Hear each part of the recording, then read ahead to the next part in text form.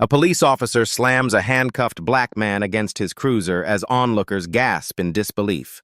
The red and blue lights flash across Mayor Julian Mitchell's face as Officer Derek Simmons tightens the handcuffs around his wrists. Julian winces but maintains composure, his tailored suit wrinkled from the rough handling. Bystanders stop, phones raised, capturing the scene. "Sir, why am I being detained?" Julian's voice remains steady. Officer Simmons snorts. "Playing educated won't help you here. You people always think you're above the law." Julian straightens his shoulders. "I have the right to know what law I've supposedly broken." "Obstruction and suspicious behavior," Simmons says, radioing in. "Got a male subject, non-compliant, possible warrants." Julian catches the eye of a woman recording nearby. His phone buzzes. Governor's office on the display as Simmons turns him toward the patrol car. Mayor Julian Mitchell checks his watch as he walks briskly along Cedar Avenue.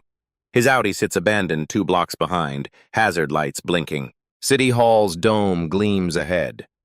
He's already 10 minutes late for his meeting with Governor Hodges about the infrastructure project for the struggling East Side.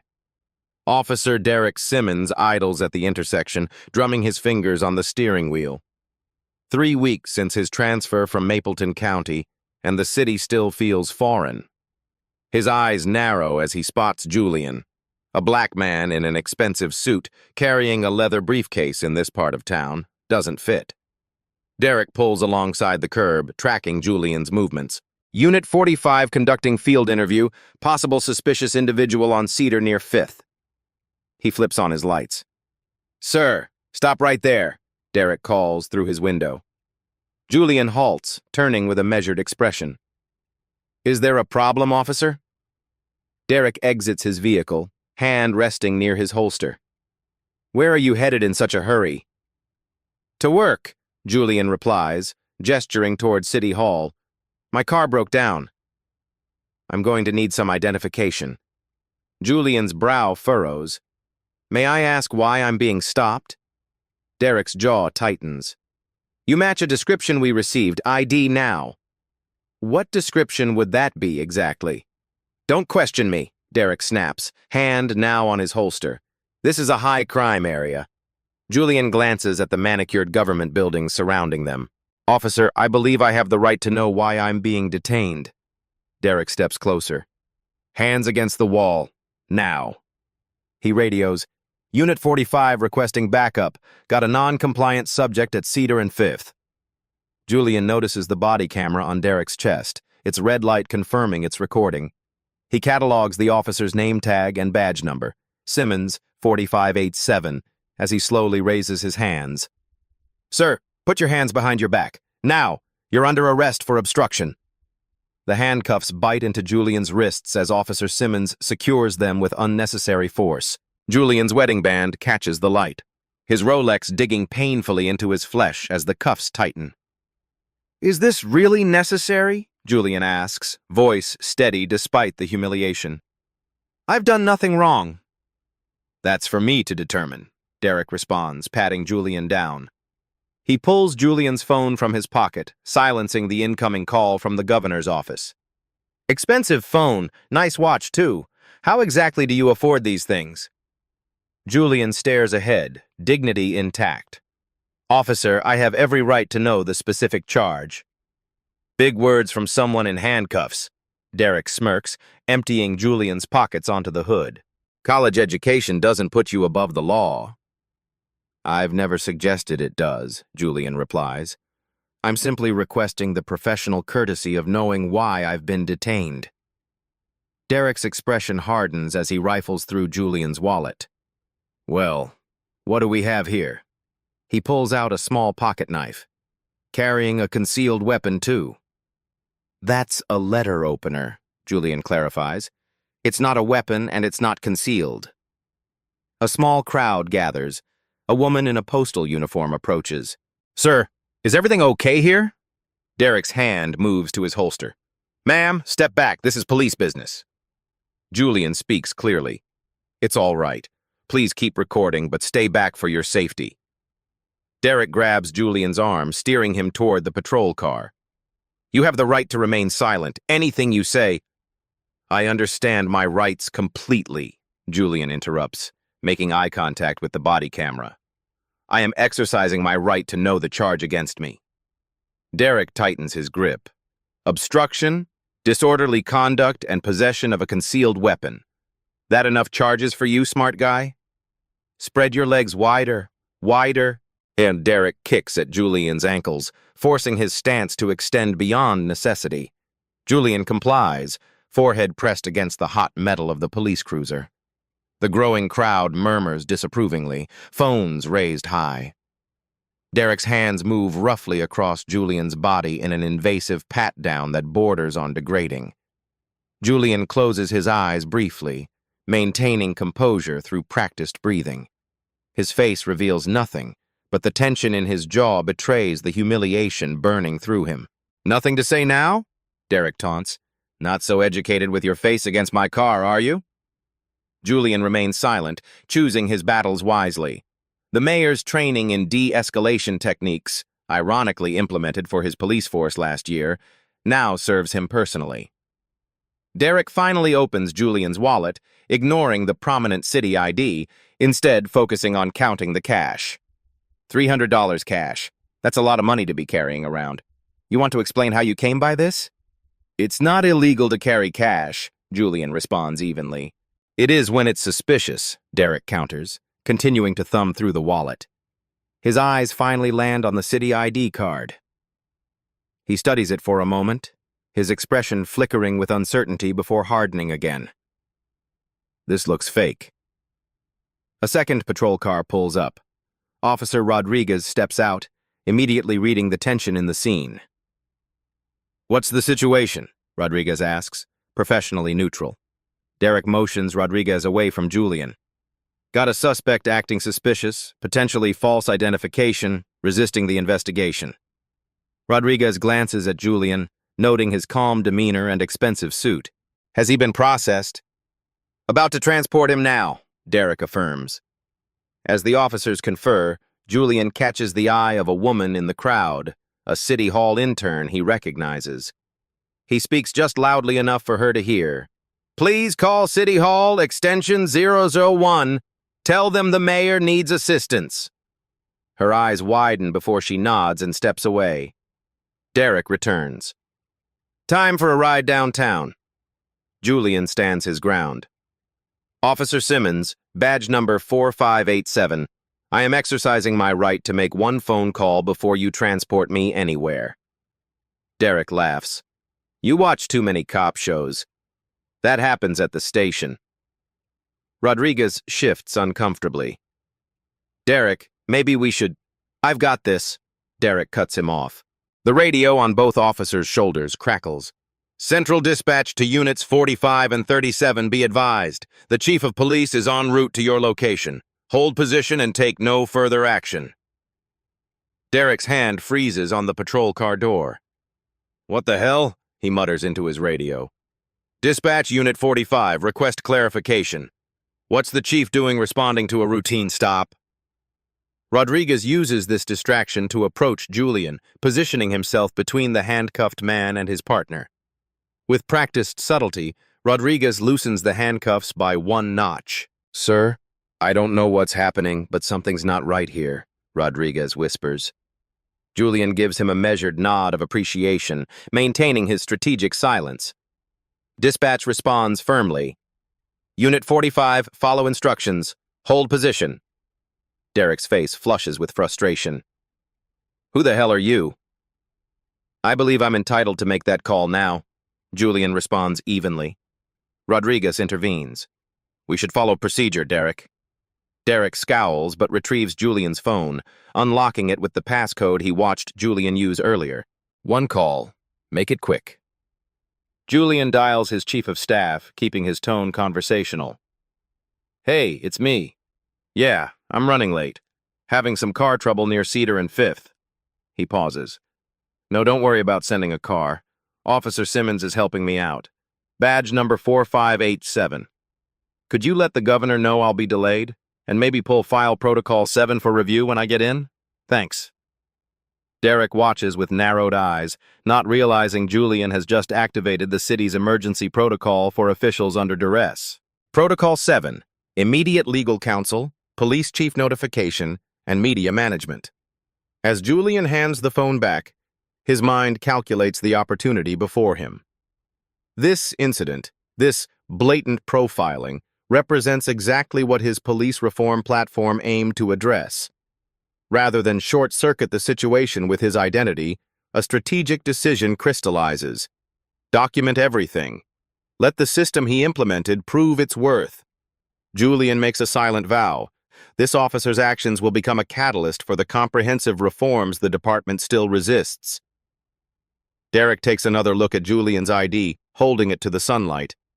His expression shifts subtly as the pieces begin to align. Rodriguez positions himself carefully, sensing the volatile undercurrent as Derek's confusion transforms into the first flickers of dread.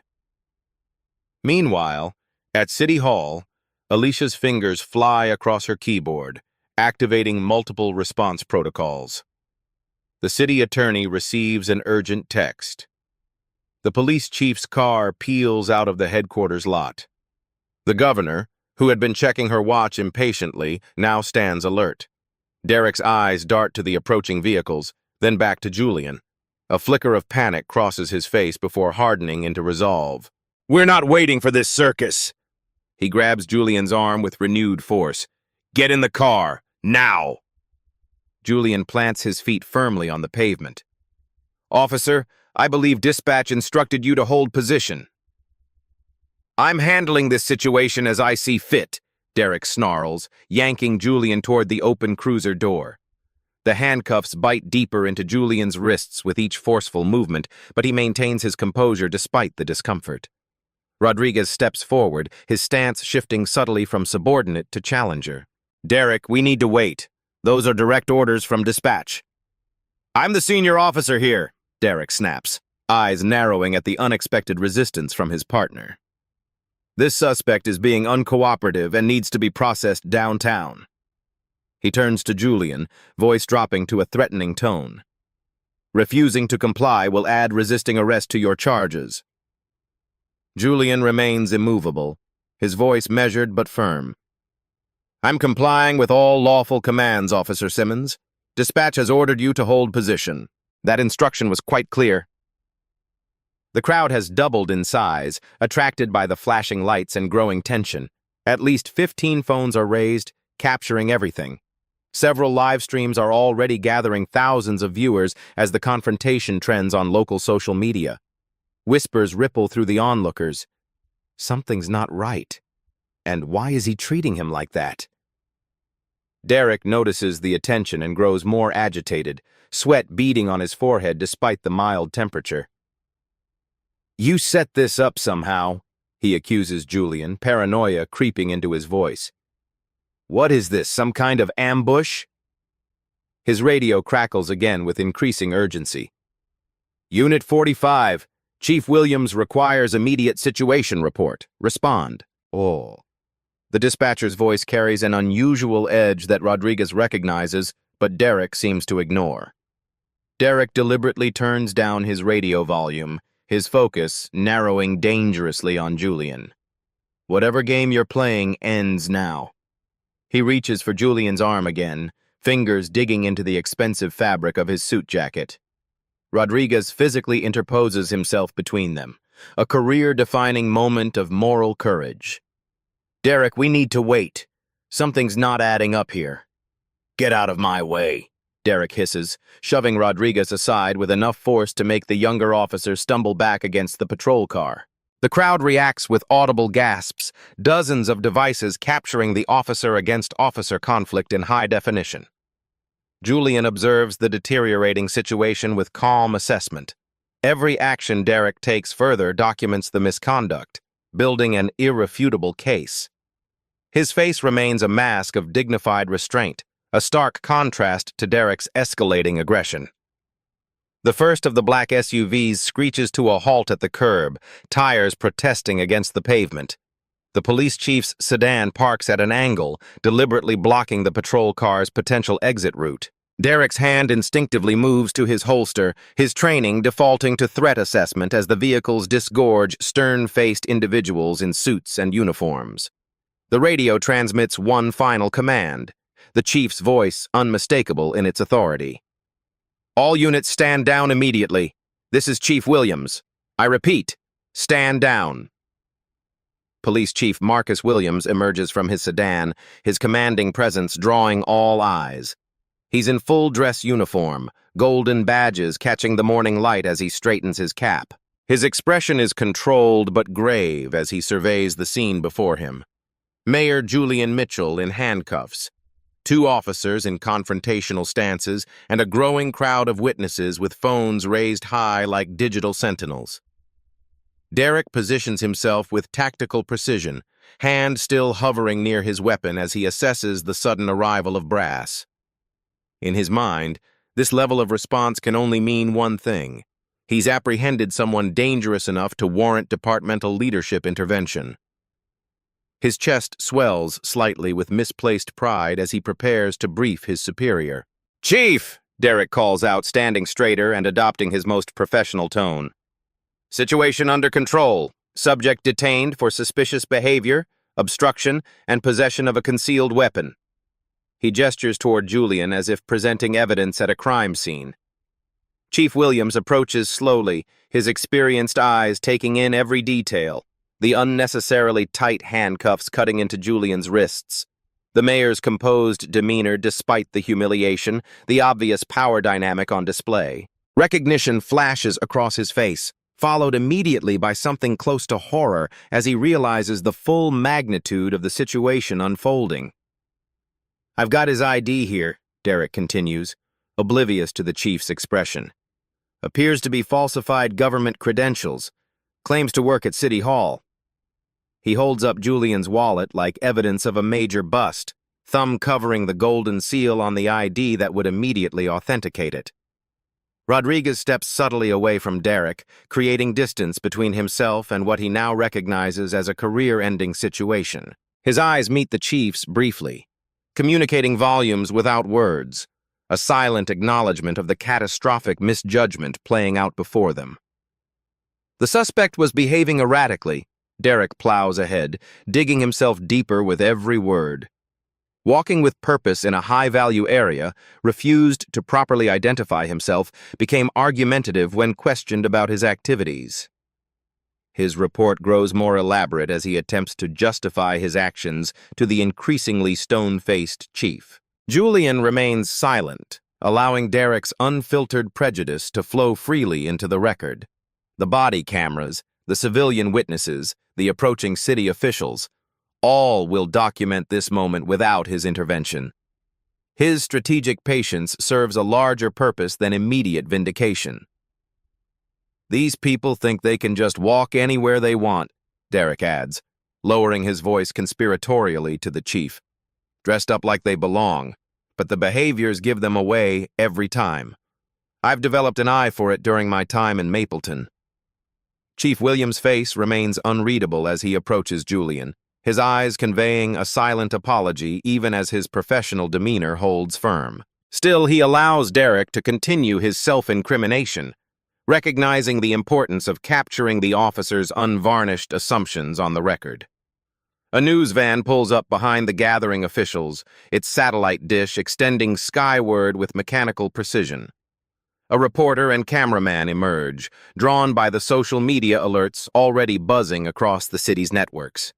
Derek notices this new development and hesitates mid-sentence, his instincts finally registering danger as the situation spirals beyond his control. The crowd parts as the governor's security detail creates a perimeter, their earpieces and stern expressions signaling high-level government presence. Derek's confidence evaporates completely as he watches the governor herself step from the central SUV, her eyes locking on the handcuffed figure at the center of the commotion. "Officer Simmons," Chief Williams finally speaks, his voice carrying across the now hushed scene. "Do you know who you have in handcuffs right now?" The color drains from Derek's face as the full weight of the chief's question lands. His eyes dart between Julian and the approaching officials, mental calculations visible in his increasingly panicked expression. The crowd has fallen silent, phones still raised to capture what happens next in this unfolding drama of power and accountability. The governor's security detail creates a professional perimeter, keeping onlookers at a respectful distance while allowing the scene to unfold unobstructed. The city attorney emerges from one SUV, tablet already in hand, her expression grimly determined as she assesses the legal implications playing out before her. "Sir," Derek attempts, his voice significantly softer as he steps toward Julian. "There seems to have been a misunderstanding." His fingers reach for the handcuffs, desperate to erase the evidence of his misconduct before more witnesses arrive. Julian's voice cuts through the tension, loud enough for nearby recording devices to capture clearly. "Please don't remove evidence from the scene, Officer Simmons." Derek freezes, his hand suspended in air as the strategic brilliance of Julian's response registers. The mayor isn't just a victim. He's controlling the narrative with devastating precision. Chief Williams turns to Officer Rodriguez.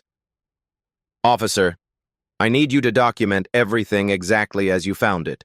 Preserve all body camera footage immediately upon return to the station. Nothing gets deleted or overwritten." "Yes, sir," Rodriguez responds promptly, relief evident in his voice as he's given a clear path to protect himself from the fallout. The city attorney approaches Julian, her tablet ready. "Mr. Mayor, with your permission, I'd like to take your statement while the events are fresh. We can do this while we wait for these handcuffs to be properly removed." The title hangs in the air. Mayor. Derek's remaining color vanishes as the reality crashes down upon him with the force of an avalanche. His eyes widen in horror as he processes the implications, not just for his immediate situation, but for his entire career and future. "Chief," Derek says desperately, motioning for a private conversation away from the growing audience. "If I could just explain—" "Whatever you have to say can be said right here, officer," Chief Williams responds firmly, deliberately keeping their exchange in full view of witnesses. "Transparency is department policy, as I'm sure you recall from your orientation 3 weeks ago." Governor Elaine Hodges remains by her vehicle, watching the situation unfold with calculated restraint.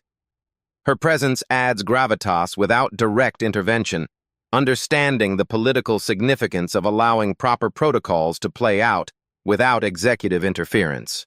Derek's desperation mounts as he realizes there's no path to minimize what he's done. "Sir, had I known the mayor's identity—" "That's exactly the problem, isn't it?" the chief interrupts, his voice measured but pointed. "The issue isn't that you didn't recognize the mayor. The issue is how you treat any civilian, regardless of their position." Julian stands perfectly still, the center of a storm he didn't create but now steers with strategic calm. Each passing moment creates more documentation, more evidence for the reforms his administration has championed against institutional resistance. Chief Williams turns to Julian with formal respect, the next words carefully chosen to establish the official record. "For the record, state your name and position for Officer Simmons, sir." The gathered crowd falls completely silent. Even the news crew, normally chattering with production instructions, stands transfixed. Julian straightens his posture despite the handcuffs, his presence suddenly commanding the entire street corner. "I am Julian Mitchell, mayor of this city," he states, his voice clear and carrying. No dramatic inflection, no vindictive emphasis, just the simple, devastating truth. Derek's jaw slackens as the words register. His eyes widen in horror as the full implications cascade through his consciousness. His gaze darts from Julian to the governor, to the chief, to the news cameras, each connection deepening his realization of what he's done. Chief Williams steps forward, producing a small key. "Mr. Mayor, with your permission." He personally removes the handcuffs, handling them with the care of evidence collection rather than routine procedure. Julian rubs his wrists discreetly, small red marks visible where the metal had been unnecessarily tight. He adjusts his suit jacket with dignity, every movement measured and deliberate. "Mr. Mayor," Chief Williams speaks formally, "on behalf of the department, I express my deepest apologies for this incident. Julian nods, his response carefully calibrated for both the immediate audience and the inevitable news cycle. Chief Williams, I know this incident doesn't represent your leadership or the values of our city's finest officers. He turns slightly, acknowledging the younger officer. Officer Rodriguez here demonstrated professionalism throughout. Rodriguez stands straighter, relief visible in his expression. Julian surveys the gathered crowd, making deliberate eye contact with several bystanders still recording. What happened today is exactly why we implemented body cameras and civilian oversight last year. The system worked. The statement lands with perfect resonance, neither inflammatory nor dismissive, but affirming the accountability mechanisms his administration fought to establish. Governor Hodges approaches, her security detail adjusting smoothly to accommodate her movement. She embraces Julian briefly but warmly, the gesture photographed by dozens of devices. I think our infrastructure meeting can wait, she whispers. This is more important. Use it wisely. Julian nods almost imperceptibly in response. Derek remains frozen in place, his career and future visibly crumbling before him. He attempts to find words, any words, to mitigate the disaster. Mr. Mayor, there was a description, a suspect I was just following. Julian raises a hand, stopping Derek mid-sentence. Officer Simmons, I believe we have a meeting scheduled with Internal Affairs. His tone carries no personal vendetta, only the weight of institutional accountability. Save your statement for the formal investigation where it belongs. The power dynamic has inverted completely. The officer who minutes ago wielded absolute authority now stands diminished, while the man he handcuffed commands the scene with quiet authority. Julian's chief of staff approaches with a secure phone. Sir, you should know this is already trending nationally. #mayor, in handcuffs and #policing the police are the top hashtags. Julian accepts this information with a single nod, having anticipated the social media response. He turns to address the news cameras directly, knowing this moment requires immediate framing. Today, I experienced firsthand what too many of our citizens face daily. This isn't about me or one officer's actions. It's about systems of accountability working as designed. He gestures to the body cameras, the witness videos, the formal response unfolding. When we implemented these reforms, there was resistance. Today demonstrates why they're essential. Every citizen deserves the same protection under law, regardless of their title, position, or appearance. Governor Hodges stands supportively at his side, the visual reinforcing the gravity of the moment. The city attorney continues documenting everything, her tablet capturing Julian's every word. This incident will be investigated with complete transparency, Julian concludes. No exceptions, no matter how uncomfortable the findings may be. The steps of City Hall buzz with activity as Julian stands at the podium, still wearing the same suit from the morning's incident. Though he's had hours to change, the slightly disheveled appearance makes a powerful statement. Authenticity over political polish. Camera flashes punctuate his words as he addresses the hastily assembled press corps. This morning, I experienced what too many of our citizens face daily. Julian begins, his voice steady. I was profiled, detained, and arrested without cause while walking to work. He pauses, letting the reality sink in. As your mayor, I have the platform to address this incident. Many others don't. Julian strikes a careful balance, acknowledging systemic issues without broad condemnation. This isn't about villainizing our entire police force. Most officers serve with honor and distinction. But we must confront the reality that bias exists, and it affects how law enforcement interacts with communities of color. He outlines immediate actions. A full investigation, temporary reassignment of Officer Simmons pending results, and an expedited review of department practices. We will follow every procedural step with precision, Julian emphasizes. Not because we're creating special circumstances for a mayor who was mistreated, but because this is how the system should work for everyone. Behind the public face of calm leadership, Julian moves with methodical purpose. In the mayor's conference room, he meets with police union representatives, city attorneys, and civil rights leaders. The atmosphere is tense but focused. "I want to be absolutely clear," Julian tells the assembled stakeholders, leaning forward in his chair. "This investigation will be fair, thorough, and by the book. Officer Simmons deserves due process, just as any citizen does." The police union president shifts uncomfortably. "We appreciate your measured approach, Mr. Mayor." "This isn't about one officer," Julian continues.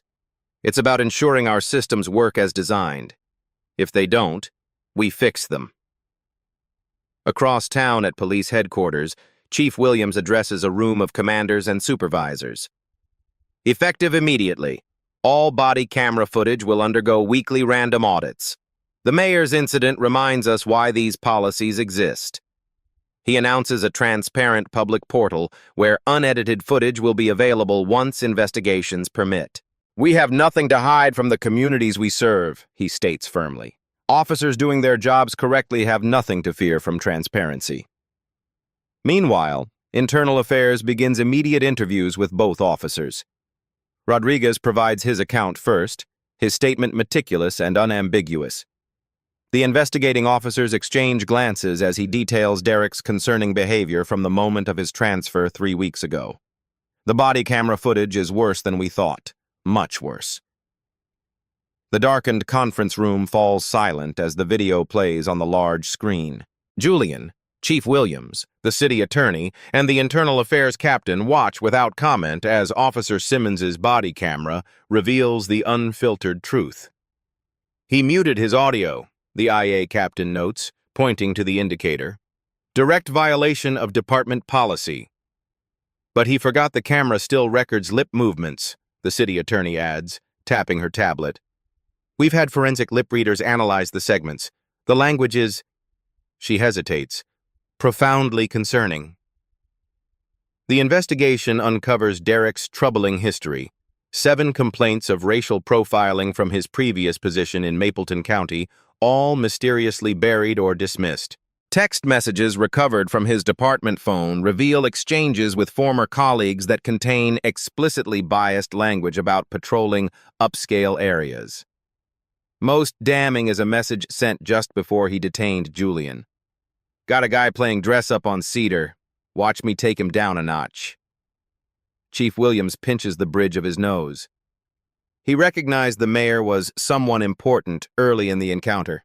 Look at his expression when he first views the ID. Julian leans forward, studying the footage. He knew, and he escalated anyway. Officer Rodriguez's testimony proves pivotal. From day one, Simmons made comments about certain neighborhoods, certain people, not belonging in parts of our city, he tells the investigators. "I reported my concerns to Sergeant Dawson after our second patrol together." The investigation reveals Dawson buried Rodriguez's report, another systemic failure demanding accountability. Other officers come forward, hesitantly at first, then with increasing conviction. The blue wall of silence crumbles in the face of irrefutable evidence and leadership's clear stance on accountability. Julian reviews all evidence personally, instructing the city attorney to ensure every procedural step is followed with precision. "We can't afford technical mistakes," he emphasizes. "This case needs to be airtight, not just for my incident, but for the precedent it sets." The body camera footage reveals something else. Derek deliberately positioning Julian away from his cruiser's dashboard camera, a practiced move suggesting this wasn't his first time manipulating evidence. "We need to review every arrest he's made since joining the department," Julian directs, "and request records from Mapleton County." The city attorney nods, already compiling the necessary forms. "Sir, we've found a pattern. Officer Simmons has done this before, repeatedly." The incident catalyzes a nationwide conversation. News programs, social media platforms, and community forums buzz with debate about policing, profiling, and power. Julian's unique position, both the city's highest authority and a victim of profiling, makes him a singularly influential voice in the discourse. On national television, Julian balances calls for accountability with thoughtful reform. This isn't about dismantling police departments, he explains to a prime-time audience. It's about ensuring they truly protect and serve everyone equally. The city establishes a dedicated hotline for reporting similar incidents. Within days, 5 other individuals come forward with accounts of encounters with Officer Simmons. Their stories share disturbing similarities: minor or non-existent infractions, escalation when they questioned the basis for the stop, intimidation tactics when they attempted to exercise their rights. "We're reopening every case," the city attorney announces at a press briefing. "If civil rights were violated, we will make it right." The police union initially attempts to defend Derek, citing split-second decisions and challenging work environments. But as evidence mounts, their position shifts noticeably. The union president requests a meeting with Julian. "We can't defend the indefensible," he acknowledges across the conference table. "But we need to emphasize this is about individual bad actors, not our entire department." Julian seizes this opening. "Then help me implement the reforms good officers actually want. Better training, mental health resources, community integration programs. These benefit everyone." The union president hesitates before nodding. "Our members have been asking for most of those things for years." National police reform advocates contact Julian's office daily, seeking his input on model legislation. The governor announces a statewide review of police conduct policies, with Julian's city serving as the template for new standards. "What makes this case different," a prominent civil rights attorney comments on a Sunday morning talk show, "is that we're seeing real-time accountability. No delays, no excuses, no circling the wagons. That's the standard every department should meet." Julian establishes a civilian review committee with actual authority, not just advisory capacity, to evaluate police conduct. He appoints respected community leaders alongside law enforcement veterans committed to ethical policing. As weeks pass, the investigation expands beyond Derek to address the supervisors who ignored warning signs and the culture that protected problematic officers. The systemic approach prevents the typical one bad apple narrative from taking hold. "The hearing is tomorrow," Julian's chief of staff informs him late one evening. "Officer Simmons has requested to address you personally before it begins." The media narrative evolves rapidly from sensational headlines to substantive discussion. Initial stories focusing on the shock value, "mayor in handcuffs," give way to deeper analyses of implicit bias, institutional accountability, and the effectiveness of reform measures. Julian gives a powerful interview to the city's most respected journalist, sharing experiences with profiling before becoming mayor. "The first time I was stopped for driving while black, I was 16, he reveals. "My father sat me down that night and gave me the talk about how to survive police encounters. I've had to use those lessons throughout my life, even as an elected official." The personal story humanizes the issue for viewers who might otherwise become defensive. Comment sections and call-in segments reflect shifting perspectives, with many citizens acknowledging realities they'd previously dismissed. Social media clips of the incident continue circulating, with particular focus on the contrast between Julian's dignified restraint and Derek's escalating aggression. Behavioral analysts deconstruct the officer's body language on news specials, identifying textbook intimidation tactics and bias indicators. Julian leverages the sustained attention to highlight his administration's existing police reforms. The body cameras worked. The civilian oversight worked. The training for Officer Rodriguez worked. This incident demonstrates both the problems we still face and the effectiveness of solutions we've already implemented. He's careful to credit the previous administration for initiating some of these measures, demonstrating that accountability transcends political divisions. A national news magazine produces a special examining how the city's response differs from similar incidents elsewhere. "In too many cases, we see denial, delays, and deflection," the narrator explains over footage of other controversial police encounters. This city's response provides a template for responsible handling of misconduct allegations. Julian receives both praise for his measured approach and criticism from those demanding more dramatic action. Protest groups call for immediate department-wide reform, while conservative commentators question whether one incident justifies systemic changes. Through it all, Julian maintains his balanced stance. This isn't about emotion or politics. It's about consistent application of the standards we claim to uphold. Every citizen deserves what I received: prompt investigation, transparent process, and appropriate consequences for misconduct. The hearing approaches with mounting public interest. News crews camp outside City Hall and police headquarters. Social media speculates about potential outcomes. Legal experts analyze likely scenarios on cable news panels. Julian reviews his notes one final time before heading into the hearing. His chief of staff knocks on the door. "Officer Simmons is here with his representative," she informs him. "Before we begin this hearing, the officer has prepared a statement he insists on delivering directly to you, Mr. Mayor." The hearing room's austere design emphasizes its serious purpose: justice without theatrics. Julian sits at the center of the review board table, not as a victim seeking retribution, but as the city's chief executive ensuring proper governance. His position embodies the system's integrity, demonstrating that accountability functions regardless of who was wronged. Derek Simmons enters with his union representative, both wearing identical dark suits that cannot disguise their contrasting demeanors. The representative projects professional confidence. Derek radiates defeat. His once authoritative posture has collapsed into itself, shoulders hunched as if physically bearing the weight of his actions. "Officer Simmons has requested to make a statement before we begin formal proceedings," the board chairperson announces. "Mr. Mayor, as the affected party, do you have any objection?" "None," Julian responds simply. Derek clears his throat, unfolding a clearly rehearsed statement. "Mr. Mayor, members of the board, I want to express my sincere regret for the incident on Cedar Avenue. It was a misunderstanding that escalated unnecessarily. My actions did not reflect departmental training or my own values. I apologize for any embarrassment caused to you and the department." The words fall flat against the mountain of evidence.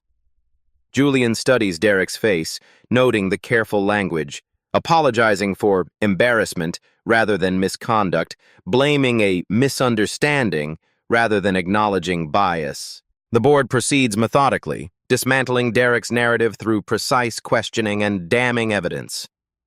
"Officer Simmons," the internal affairs captain begins, "your body camera shows you stated the mayor matched a description. What specific description were you referring to?" Derek shifts uncomfortably.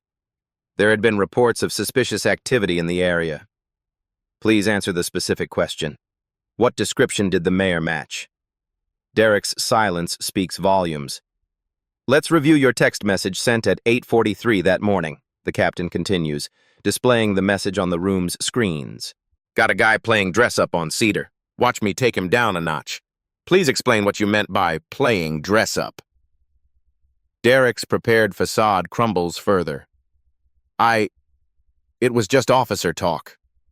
"Officer talk," the captain repeats flatly.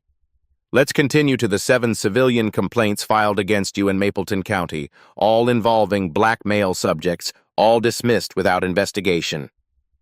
The methodical disassembly continues for 2 hours.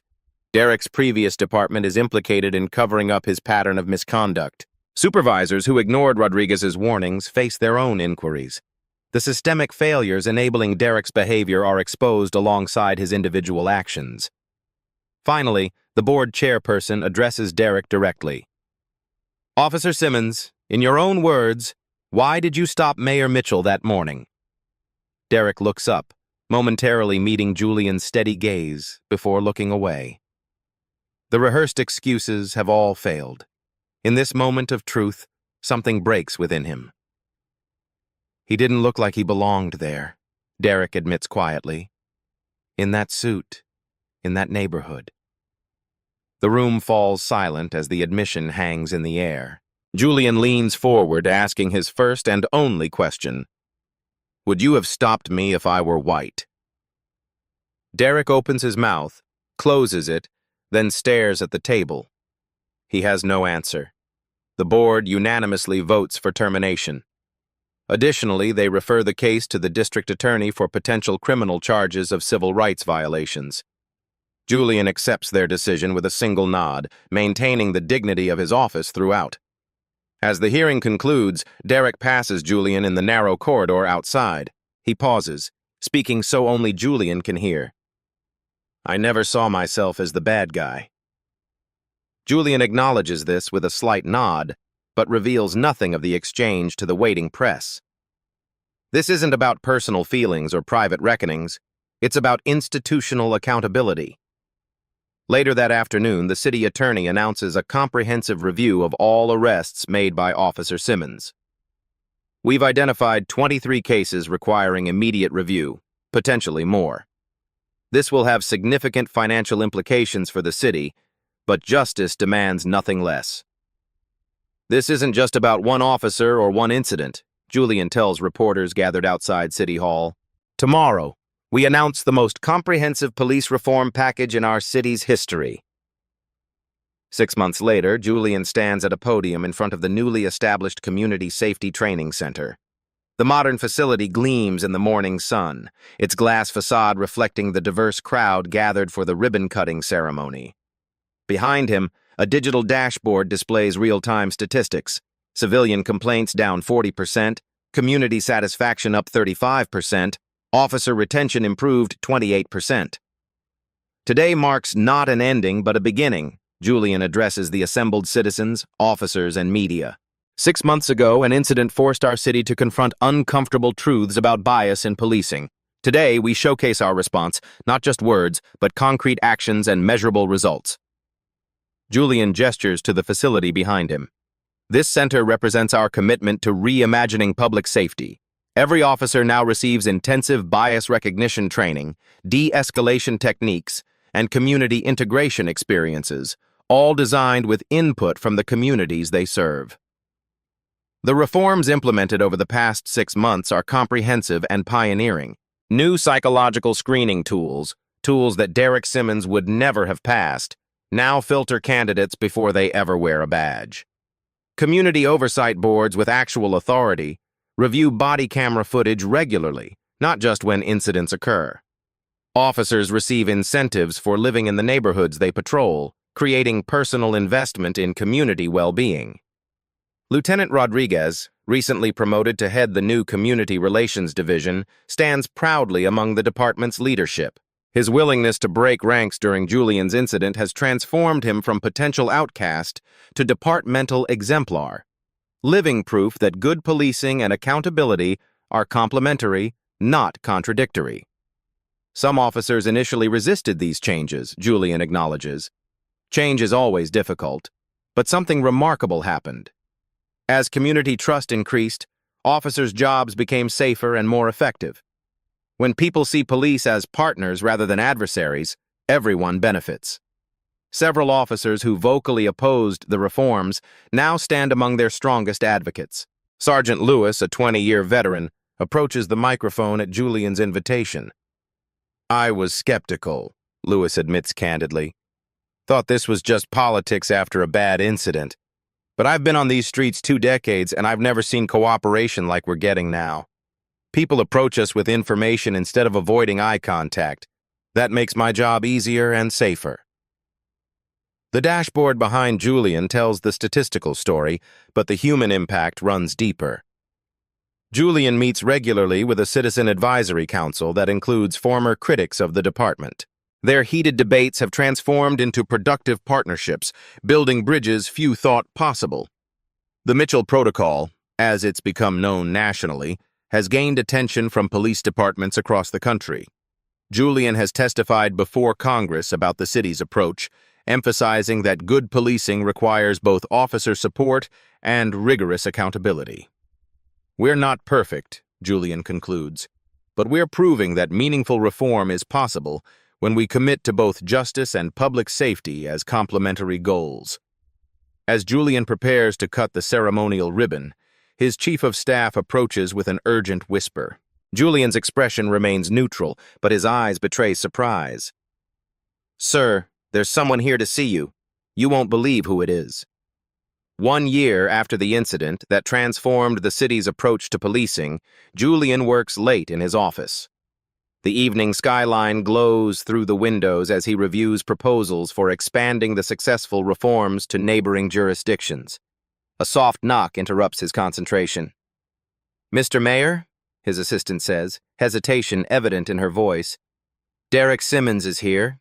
He's requesting a few minutes of your time." Julian sets down his pen, considering the unexpected development. "Send him in." The man who enters bears little resemblance to the arrogant officer who handcuffed Julian a year ago. Derek Simmons appears physically diminished, his formerly imposing presence replaced by a humbled demeanor. He wears civilian clothes, a simple button-down shirt and slacks, and carries nothing in his hands. "Thank you for seeing me, Mr. Mayor," Derek says, remaining standing until Julian gestures toward a chair. "What can I do for you, Mr. Simmons?" Julian asks, his tone professional but not cold. Derek takes a deep breath. "I'm not here asking for my job back. That's not why I came." He meets Julian's gaze directly for the first time. "I came to apologize. A real apology, not the statement my union rep wrote for the hearing." Julian remains silent, allowing Derek the space to continue. "Losing my job forced me to confront things I'd never examined," Derek says. "The assumptions I made every day, the way I viewed certain people in certain neighborhoods." He shakes his head. "I've been working with a therapist trying to understand why I saw threats where there weren't any." Julian nods slightly. "Self-reflection is difficult work." "I'm working with a nonprofit now," Derek continues. "We facilitate dialogues between officers and communities. I share my experience, what I did wrong, the biases I never recognized in myself. It's not much, but it's something." "It's significant," Julian responds, measuring his words carefully. "Real change begins with this kind of accountability." He gestures toward the window, toward the city beyond. The reforms sparked by that day have made the department stronger. Community trust is up. Officer safety is improved. Even those who resisted the changes initially now acknowledge their value. Derek nods. "I've been following the news. The Mitchell Protocol is being adopted in cities across the country." "Change rarely comes without catalyst," Julian observes. "Sometimes even painful ones." Derek stands to leave. "I don't expect forgiveness, Mr. Mayor. I just wanted you to know that what happened that day changed more than just the department. It changed me, too." "Redemption requires ongoing work, Mr. Simmons," Julian responds, rising from his desk. "Not just words, but acknowledging the problem is the necessary first step." After Derek leaves, Julian walks to a small frame hanging on his office wall, the handkerchief he carried the day of his arrest, preserved behind glass as a reminder of both vulnerability and strength. Not a trophy of vindication, but a catalyst for transformation.